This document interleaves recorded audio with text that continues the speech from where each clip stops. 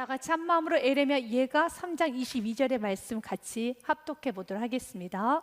여호와의 인자와 긍휼이 무궁하심으로 우리가 진멸되지 아니함이니이다. 아멘. 에레미야 선지자는 하나님을 존중히 여겼습니다. 하나님, 이스라엘 백성들의 죄악과 나의 죄악과 상관없이 당신의 인자와 긍휼은 무궁하십니다 라고 하나님을 높였습니다. 그 당시에 이스라엘 백성들의 상황은 너무 좋지가 않습니다. 하나님 앞에 우상을 섬겼고, 그리고 하나님께 대적했으며 하나님 앞에 교만했으며 너무 많은 범죄를 저질렀던 결과로 에레미야가 반복적으로 심판을 선포했던 그 메시지 그대로 심판이 임하게 되는 것입니다. 이스라엘 백성들은 바벨론의 포로로 노예로 끌려갔으며 바벨론의 그 칼 끝에 그들은 배임을 당하고 있으며 예루살렘의 성은 와르르 무너졌으며, 그리고 그 모든 상황을 직접 에레미야가 보고 있습니다. 본인이 이렇게 심판을 당하게 될 것이라고 선포를 했었지만 정작 그 심판되어진 모습을 보고 있으려니 에레미야가 너무 마음이 슬픈 거예요. 알고 있었습니다.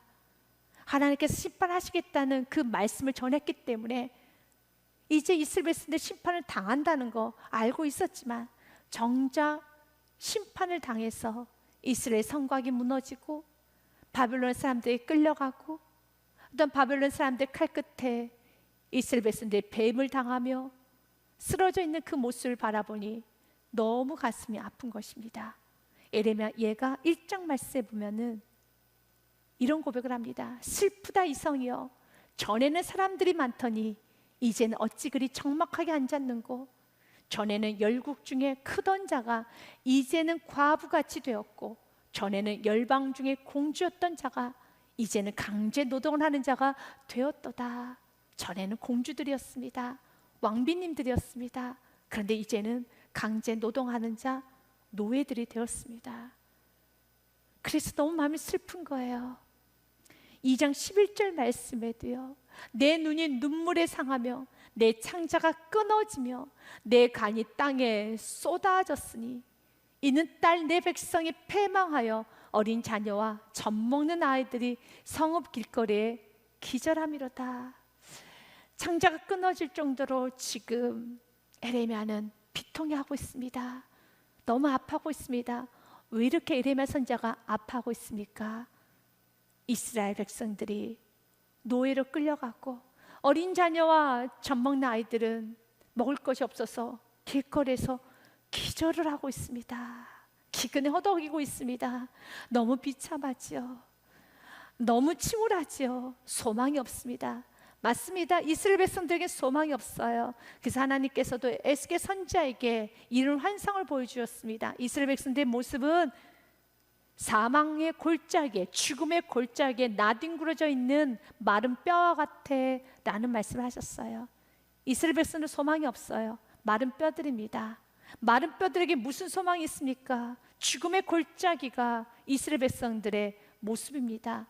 그런데 이스라엘 백성은 소망이 없지만, 지금 이스라엘 백성의 상태는 전혀 소망이 없지만 에레미야는 이스라엘 백성들을 보는 것이 아니라 우리의 영원한 소망이 되어주신 하나님을 붙잡고 선포하기 시작합니다. 이스라엘 백성들에게 소망이 없습니다. 나에게는 소망이 없습니다. 그러나 당신의 인자와 긍휼은 영원 무궁하십니다. 아멘. 하나님을 하나님 되게 하라. 아멘. 우리는 하나님을 제한할 수는 없어요. 내가 아무리 악하고 내가 죄를 짓고 내가 교만하고 내가 대적을 하였다 할지라도 하나님의 사랑이 변질되지는 않았습니다. 내가 하나님 앞에 너무 큰 범죄를 했다 할지라도 하나님의 긍휼하심이 끊어지지는 않습니다. 나의 상태에 따라서 하나님의 사랑이 요동치지는 않습니다. 그분은 사랑이십니다. 그분은 긍휼이십니다. 그래서 22절 말씀에 여호와의 인자와 긍휼이 무궁하심으로 우리가 진멸되지 아니합니다. 아멘. 우리가 진멸되지 아니하는 이유는 한 가지예요. 아버지의 인자, 아버지의 헤세드의 사랑이, 아버지의 라함 긍휼의 사랑이 영원 무궁하시기 때문에 우리는 진멸되지 아니합니다. 그래서 소망은 나에게 있는 게 아닙니다. 나에게 소망을 두면 우리는 회복받을 가능성은 제로입니다. 하나님께 소망을 두십시오. 내 상황과 형편과 여러분의 처지에 하나님을 제한하지는 마십시오. 하나님을 하나님 되게 하라. Let God be God. 하나님을 하나님 되게 하라. 아멘. 이 선포는 마틴 루터가 종교개혁을 일으키는 과정에서 했던 메시지였습니다. 마틴 루터는 종교개혁을 하는 과정에서 너무 지쳤습니다. 너무 힘이 들었어요. 대적들의 세력이 너무 크고 그를 압박했던 그 수위가 인간의 한계를 넘어버렸습니다. 그래서 더 이상은 힘을 내지 못하고 주저앉아서 울고만 있었을 때 그의 아내였던 카타리나가 상복을 입고 루터에게 나타났습니다. 그래서 루터가 아내를 쳐다보면서 누가 죽었습니까? 라고 묻습니다. 그때 카타리나가 이렇게 말합니다. 네, 하나님이 죽으셨습니다. 어찌 이런 경망스러운 말을 하십니까? 라고 하자 그 아내가 이렇게 말합니다. 당신의 모습을 보고 있으니 하나님은 죽으셨어요 라고 말합니다. 그 말에 마틴 루터가 다시 힘을 얻고 그가 선포합니다. Let God be God. 하나님을 하나님 되게 하라. 아멘. 하나님은 하나님이십니다. 내 형편에 제한하지 마십시오. 내 상황에 하나님을 제한시키지는 마십시오. 내 악에, 내 죄악에, 내 교만에, 내 거짓에, 내 지금 배망스러운 그 상황에 하나님을 제한하지 마시고 하나님을 하나님 되게 선포하십시오. 여전히 하나님은 사랑이십니다. 여전히 하나님은 불가능은 없으십니다. 여전히 하나님께서는 긍휼이 무한하십니다. 에레미야는 이 모든 처참한 상황에서 하나님을 묵상하기 시작합니다. 하나님의 아름다움을 선포하기 시작합니다. 그 하나님의 아름다움이 무엇입니까? 하나님의 인자와 긍휼이 무궁하십니다. 여기서의 인자는 헤세드, 인간과 인간이 할 수 없는 사랑, 하나님만이 하실 수 있는 사랑, 헤세드, 인자입니다. 하나님께서 그 인자한 사랑을 우리에게 보여주셨어요. 인간을 구원하기 위하여서 하나님이신 그분께서 하늘 보좌를 버리시고 이 땅에 인간의 몸으로 오셨습니다. 그리고 하나님께서는 죄인인 나를 대속하여서 대신하여서 대속의 제물이 되셔서 내가 채찍에 맞아야 되고 내가 피를 흘려야 되고 내가 죽어야 되며 내가 수치와 조롱을 당해야 되는데 우리 하나님께서 나를 대신하여서 피를 흘리셨고 채찍에 맞으셨고 수치와 조롱을 당하셨고 죽음을 당하셨습니다. 그 사랑이 바로 헤세드, 인자의 사랑입니다. 그 인자의 사랑은 오늘도 영원합니다. 오늘도 넘칩니다. 또 하나님은 긍휼하십니다. 긍휼은 라함입니다. 아버지가 자녀를 불쌍히 여기는 그 마음, 하나님은 언제나 우리를 불쌍히 여깁니다. 내가 교만하게 거칠게 대들어도, 내가 믿음이 없어서 하나님 앞에 불평 원망하고 있어도 여전히 우리 하나님께서는 우리를 불쌍하게 바라보시면서 오늘도 구원의 손을 내미시면서 하나님은 말씀하고 계셔요. 하나님께서 이스라엘 백성들을 버리지 않으셨습니다. 바벨론의 포로에 끌려간 건 사실이지만 이스라엘 백성들 버리지 않으셨어요. 에레미야서 말씀해 보면은요, 29장 10절 말씀에 여호와께서 이와 같이 말씀하셨습니다. 바벨론에서 70년이 차면 내가 너희를 돌보고 나의 선한 말을 너희에게 성취하여 너를 이곳으로 건박 돌아오게 하리라. 아멘. 주님께서 이곳으로 돌아오게 하리라. 이 약속의 말씀을 붙잡아야 돼요. 하나님께서 약속하셨다면 하나님께서는 이루십니다. 하나님의 인자한 사랑은 여러분 영원 무궁합니다. 예레미야는 그 약속의 말씀을 붙들었고 하나님의 인자와 긍휼을 붙들고 그 비참한 상황에서 내 간이 땅에 쏟아질 수밖에 없는 상황, 내 창자가 끊어져서 갈기갈기 찢어질 수밖에 없는 그런 상황에서도 분연히 일어서서 하나님 앞에 기도하고 찬양하기 시작합니다. 여호와는 선하십니다. 여호와를 찾는 자, 여호와께 구하는 자, 선하신 하나님께서 오실 것입니다. 여호와를 기다리는 자는 참 좋도다. 아멘. 25절과 26절 말씀에 보니요, 기다리는 자들에게나 구하는 영혼들에게 여호와는 선하시도다. 26절 말씀도 같이 읽습니다. 사람이 여호와의 구원을 바라고 잠잠히 기다림이 좋도다. 아멘. 맞습니다. 여러분, 여호와의 구원을 바라고 잠잠히 기다린 게 참 좋습니다. 25절 말씀에 보면은요, 기다리는 자들에게나 구하는 영혼들에게 여호와는 선하십니다. 좋은 일이 일어납니다. 실제적으로 여러분, 이스라엘 백성들이 약속의 말씀을 붙잡고 기다렸을 때 너무 좋은 일이 일어났었죠. 시편 126편 말씀에 보면 그들은 정말 말씀 그대로 다시 귀환합니다. 그때 그들이 불렀던 찬양이에요. 여호와께서 시온의 포로를 돌려보내실 때 우리가 꿈꾸는 것 같았다. 그때 우리 입에는 웃음이 가득하고 우리 혀에는 찬양이 찼었도다. 그때 문 나라 가운데서 말하기를 여호와께서 그들을 위하여 큰 일을 행하셨다 하였도다. 아멘. 맞습니다. 약속의 말씀을 붙잡고 기다리는 자, 여러분, 좋은 일이 일어납니다. 웃음이 가득한 일이 일어납니다. 여호와를 기다리는 자 참 좋습니다. 그러나 이 말씀을 좀 반대로 본다라면요, 기다리는 자들에게나 구하는 영혼들에게는 여호와는 선하시지만, 이 말씀을 반대로 우리가 본다면 주님을 기다리지 않고 주님께 구하지 않고 주님을 의지하지 않고 주님을 찾지 않는 자들에게는요, 좋은 일은 없어요. 선한 일은 없습니다. 성경은 오히려 이렇게 말합니다. 수치를 당하게 될 것이다라고요. 이스라엘 백성들은 여호와를 찾지도 기다리지도 구하지도 않았어요. 어려움이 있으면은 그들은 아수르로 달려갑니다. 바벨론으로 달려갑니다. 애굽으로 달려갑니다. 그런데 성경은 말합니다. 너희들이 지금 찾고 의지하고 달려가는 그 애굽은 상한 갈대 지팡이란다 라는 말씀합니다. 보라, 내가 애굽을 믿는도다. 그것은 상한 갈대 지팡이 같은 것이라. 사람이 그것을 의지하면 손이 찔리리니 애굽 왕 바로는 그를 믿는 모든 자에게 이와 같으리라. 만약 우리가 주님을 구하고 주님을 찾고 의지하면은 여러분의 삶에 좋은 일만 일어나요. 문제 가운데 주님을 찾아보십시오. 그 문제가 기억도 나지 않을 만큼, 오히려 그 문제에 감사합니다라고 고백할 만큼 너무너무 좋은 일이 넘쳐나게 될 겁니다. 그러나 그 문제 때 만약 여러분들이 애굽을 찾아다니듯이 세상 방법을 쓰고 사람을 찾고 먼저 물질을 찾고 먼저 세상적 여러 가지 걸 찾기 시작하면은 그 모든 것은 상한 갈대 지팡이고 그 결과는 수치입니다.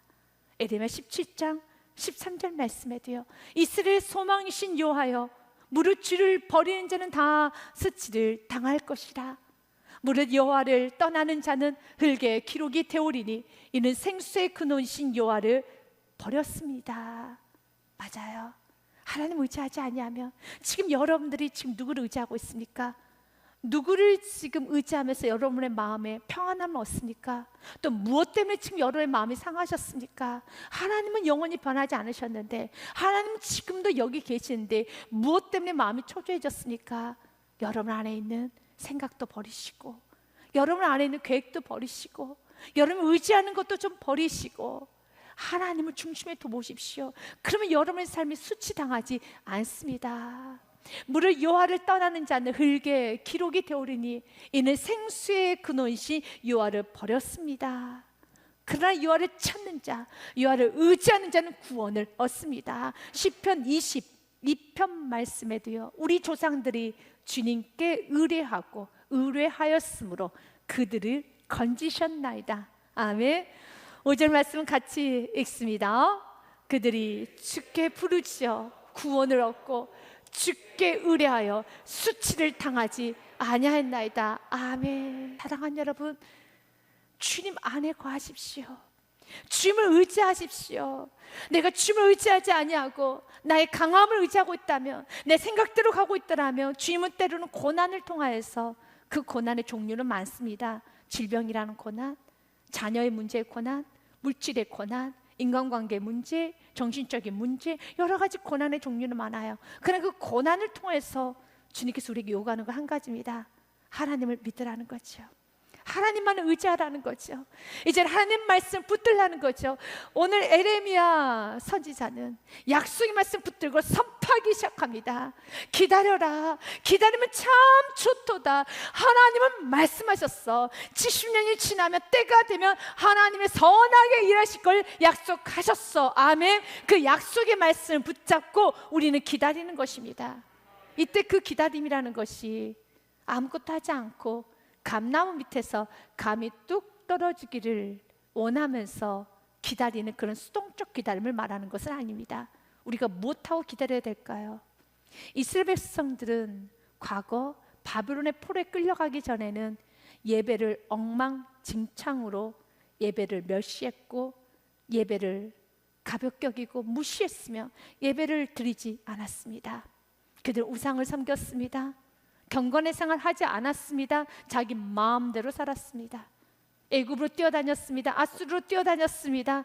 예배자의 삶을 살지 않았습니다. 그런데 예루살렘의 성은 무너졌고 성전도 무너졌고 바벨론 포로에 끌려갔을 때 바벨론 안에서는 예배할 수가 없어요. 하나님께 마음껏 찬양할 수 없습니다. 바벨론의 지배를 받아야 되고 바벨론의 문화, 바벨론의 생활을 따라가야 되는 겁니다. 그러나 그 상황에서 과거에 하지 못했던 그 일을 죽으면 죽으리라 오늘 이 처참한 상황에서 하는 겁니다. 그리고 기다리는 것입니다. 누구처럼요? 다니엘처럼요. 다니엘 또한도 바벨론의 포로로 끌려갔어요. 하지만 다니엘은 뜻을 정했습니다. 다니엘서 1장 말씀에 보니요 이렇게 됩니다. 다니엘은 뜻을 정하여 왕의 음식과 그가 마시는 포도주로 자기를 더럽히지 아니하리라 하고 자기를 더럽히지 아니하도록 환관장에게 구하니라고 합니다. 뜻을 정해서 자신을 더럽히지 아니합니다. 먹을 것과 먹지 말아야 할 것 구분합니다. 행동할 것과 행동하지 말아야 될 걸 구분합니다. 그 안에서 거친 세상 속에서 고난 가운데서도 거룩한 생활을 합니다. 지금 우리에게 바로 이런 다니엘 같은 믿음이 필요합니다.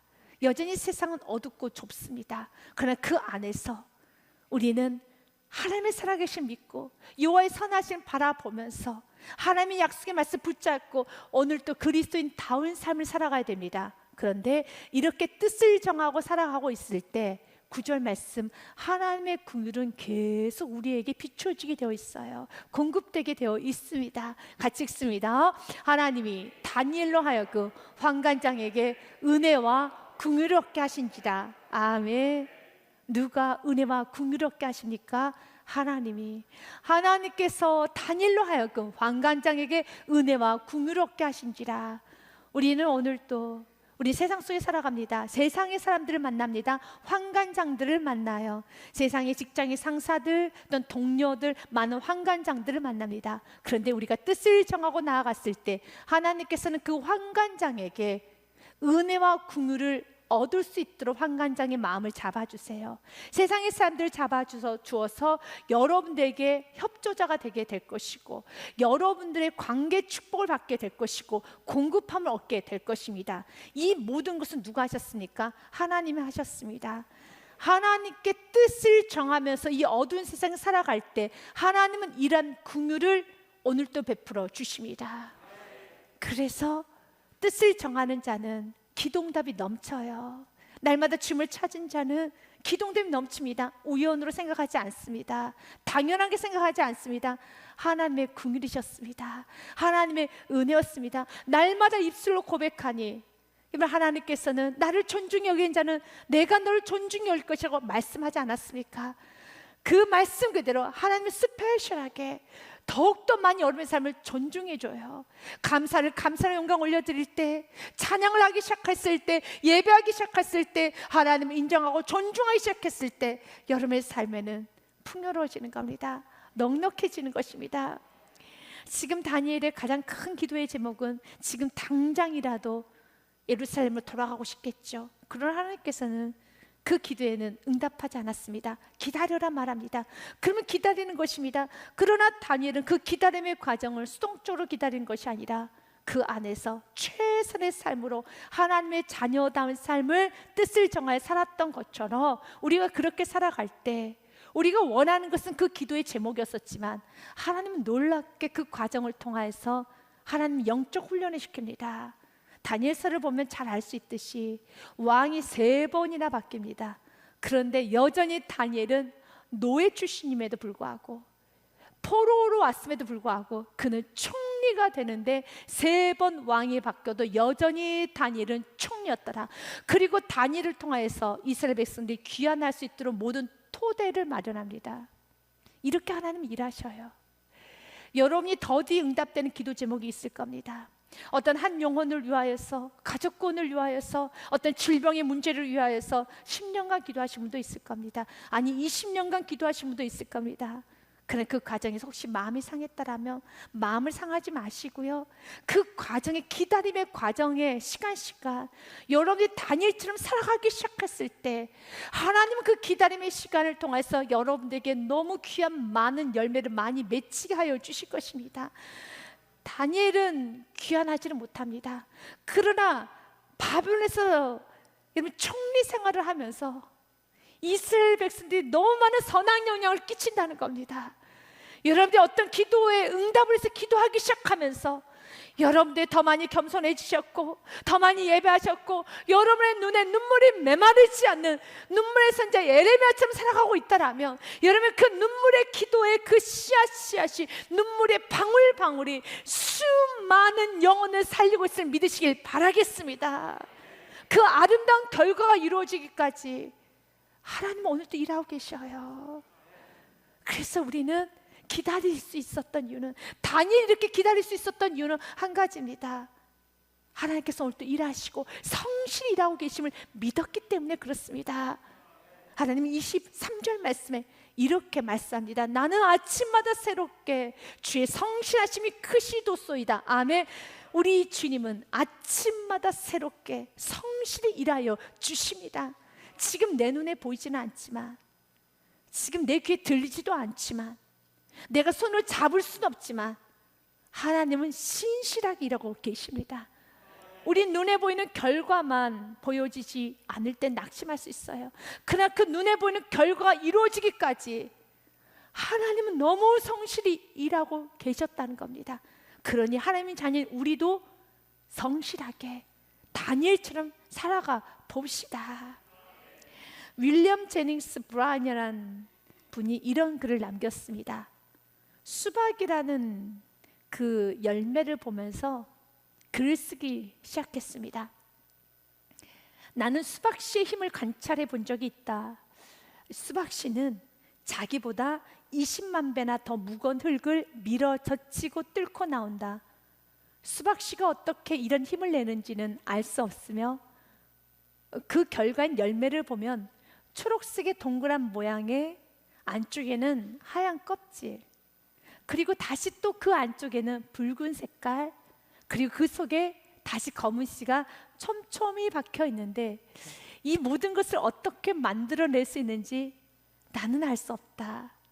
맞아요. 우리는 알 수 없지만 그 씨앗이 20만 배나 되는 그 땅의 무게를 밀어 젖히고 나와서 이 아름다움을 만들어내는 겁니다. 자연의 신비를 통해서도 하나님 우리가 보기 원합니다. 이 어떠한 결과가 이루어지기까지 하나님은 지금도 일하고 계십니다. 하나님 20만 배보다 더 큰 죄악의 무게를 밀어 젖히면서 가정에 흐르는 조주를 다 끊어내고 있습니다. 가정에 있는 모든 어둠을 다 끊어내고 있습니다. 20만 배, 50만 배, 100만 배보다 더 여러분 짓누르고 있는 그 어둠의 세력을 오늘 또 우리 예수 그리스도께서는 십자가의 보혈의 피로 다 밀어 제치시고 걷어내셔서 수많은 열매를 맺을 수 있도록 하나님께서는 오늘 또 일하고 계십니다. 그 하나님의 성실하신 하나님을 믿고 오늘도 주님께 소망을 두시고 환경만 바라보지 마시고 주님께 소망을 두시면서 다니엘처럼 살아가 보시지 않으시겠습니까? 요한 1서 3장 3절 말씀에요, 주를 향하여 이 소망을 가진 자마다 그의 깨끗하신 같이 자기를 깨끗하게 하느니라. 아멘. 주님께 소망을 둔 자는 삶이 깨끗해집니다. 그리고 주님께 소망을 둔 자는요, 그 기다림의 과정에 참 좋습니다. 누릴 수 있습니다. 아니, 즐길 수 있습니다. 그 과정을 통해서 내가 너무 많이 변화되었습니다. 내 삶이 너무 깨끗해졌습니다. 그리고 내 주의 아름다운 예수 그리스도의 향기가 드러나게 되었습니다.